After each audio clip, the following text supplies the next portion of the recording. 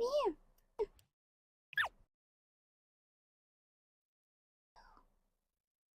There's a potato baby. She's so cute. You can see such a potato.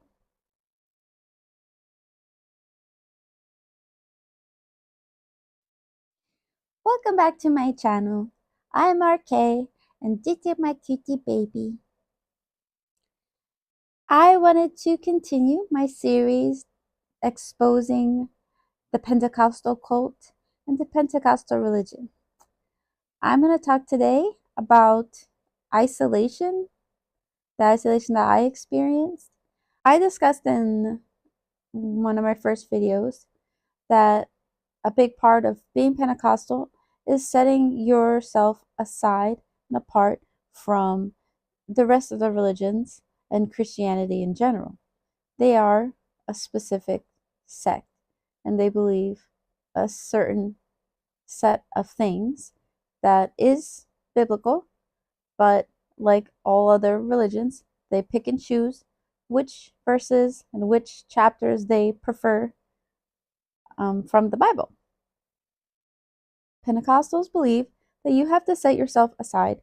You have to set yourself aside with how you dress, the way you present yourself, how you speak, how you live your life. And then some people take it a step further and they isolate their kids and their families in general. Like, it's not just the children that are isolated, it's the parents isolating themselves, it's the whole family isolating themselves and setting themselves apart from the rest of humanity and the people that they consider to be worldly. I myself was born and raised Pentecostal, so I was born and raised not being able to do anything, not being able to make friends. I went to public school for a short part of my education, and the rest I was homeschooled. And when I was in public school, I wasn't able to do anything extracurricular. I wasn't able to um, make friends really, because if I had them in classes, um, I couldn't talk to them outside and I couldn't maintain the friendship because it's really hard to keep a friend that you only see in class. And that affected me greatly because I wasn't socialized properly. So even to this day, I'm still learning how to socialize properly, how to read people. I don't understand a lot of dynamics that most people take for granted, and that is because of the Pentecostal religion. And that extends to the rest of my family as well. The adults in my life, when I was younger, the adults, they were worse off than I am right now because they were in their little world, in their little Pentecostal world, where the only thing that you should understand and the only thing that matters is God and Jesus and the Holy Spirit and what they want for you. And that is your whole life. That's your life. That's any aspirations that you should have is in the Lord and His Word and what He's written for you to do. So how is growing up in the church? Like, how many times a week do you guys play with kids, little children? Like when you're a kid, Yes. um, you don't. You, my childhood was, um, I was fortunate to have a family member to be close to my age. And so I spent a lot of time with her, but that was just because that was my family. If you don't have anyone, you don't have anyone. Do you But have friends over your I house? had no friends over. I wasn't allowed to accept invitations to anyone's house, not even if it was a birthday or anything like that. And um, here and there, the church kids would have their birthdays or whatever at church, and that would be like a big deal for me because those were the only parties that I went to were the ones that were at church. And this type of dynamics extend to like what age? your whole life. That's life. That's the same life for the adults in the congregation. Um, y- Life is consistent when you're an evangelical, starting at like the age of 7. Like you're considered liable for sin at 2. You're Okay, capable okay. of sinning at 2. But in the church, um, you're expected to behave like an adult starting around 7. At 7, like kids get really bored during the services. You can't sleep in the service um after 7. Like then you start they'll start punishing you for getting sleepy or wanting to distract yourself with anything starting at like 7. Are you allowed to practice any hobby? In general, Mm-hmm. hobbies are allowed, but it's only encouraged if it's a hobby that you can dedicate to the Lord. So, like, your hobby can't be a sport. You can't dedicate that to the Lord. So a lot of people think that you can. I know that a lot of um, athletes pray, a lot of athletes thank God, but that's not an evangelical thing. You can't dedicate sports to the Lord that doesn't edify Him. It has to be something that edifies Him. So, like for me as an artist, I draw and I sing, and I taught myself how to dance. Dancing was a no, period. It's something that I kept a secret. I learned in secret, in private, and I kept it from my family as long as I could. And I tried to like expose it to them slowly, thinking that they would accept it, but they didn't. My music, and I like to do theater, that had to be dedicated to Him. If ever I did anything that was not dedicated to Him, as much as I thought that the people in my life would be proud of me, because it's difficult to learn and memorize lines and to take on a character. They weren't pleased, they weren't happy, and it was a big problem. And music, when you sing, if you play an instrument, dedicate it to the Lord.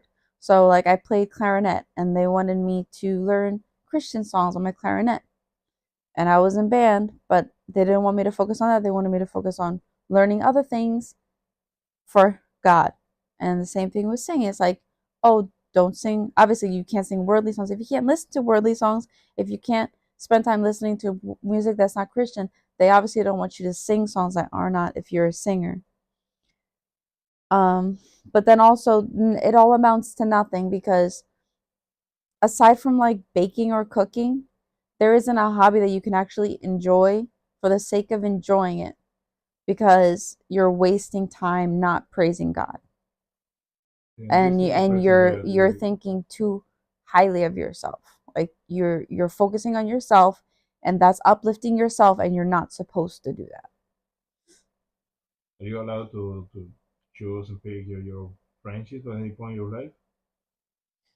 Your any choice that you make is according to God. So you assess that person that you're making a friendship with, and if they don't meet the guidelines that you're trying to live by, they can't be your friend. And if you want them to be your friend, that's Satan tempting you or steering you in the wrong direction. You're straying away from what God wants for you.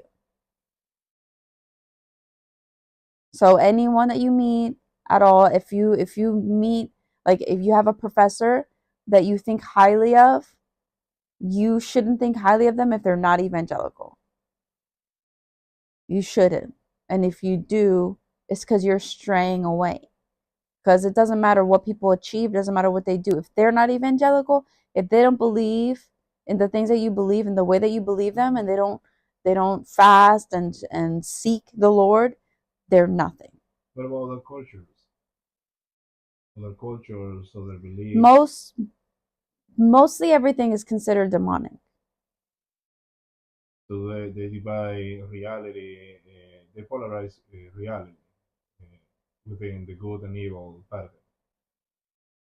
Yes. Um, I've mentioned that many times before because that is a to me that is what Pentecostalism and evangelicalism is. It's the fight between good and evil. It's angels and demons. It's something that was mentioned every day. A lot of songs are about that, about the angels being around you and the demons being around. I mean, a big portion of horror movies are exorcisms, and exorcisms are not just Catholic. I don't really understand why. That's the only type of movie that exists. It's like a Catholic exorcism because that's super Pentecostal. Exorcism. Exorcisms are extremely Pentecostal. Because exorcism in Catholic religion is very, very, very particular. Like, an exorcism has to be approved by by the Pope itself, and it's just somebody very trained to do that. Right. Like Trained. who performs Whatever. exorcisms You don't go, in baby the girl. angelic church?